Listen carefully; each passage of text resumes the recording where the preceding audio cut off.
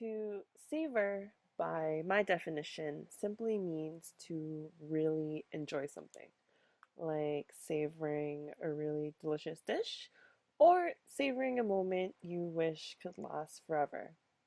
When you savor something, you're really trying to keep yourself in that moment, or at least try to prolong it for as long as possible because you don't want it to end. Poetry could help us learn to pay attention and savor in numerous different ways. My favorite way to think of it is the example Heather gave during one of her lectures, saying poetry is like Instagram. You're trying to capture a moment. By using poetry in our everyday lives, we really learn how to savor each moment by capturing everything happening, including the taste, smell, sight, feel, and sound of whatever's happening. Another way to think of it would be to hit the pause button on life. Take a magnifying glass and just observing every little detail and living in that split second.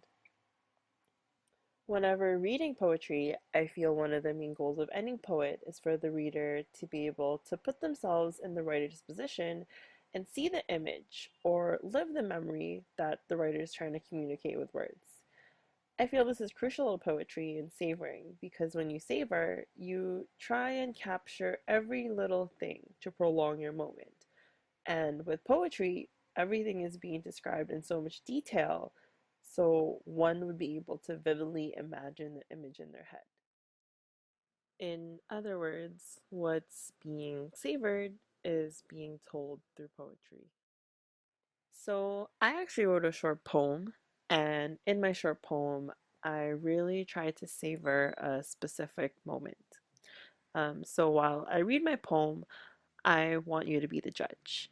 Do you see everything that I saw? Do you feel what I felt? Are you as taken away as I was?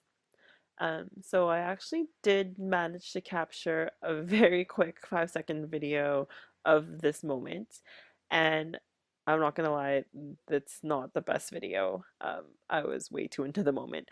But you can be the judge and see if my words did any of this justice. The textured taste of desert water lingered on my tongue. The city lights glared from anywhere I looked. People brushed against me in such a hurry. To where? There was a stillness in the air, the only sound from the infinite soundtrack of the city night, the only breeze from people whooshing by, in front, beside, and through me. Through the chain link fence, the lights looked luminous and dazzling. Paris glistened in the near distance. The calm of the air felt cool and comforting. The ongoing background noise, a sweet medley, and the closeness of everyone felt like a hug in the midst of a never ending current.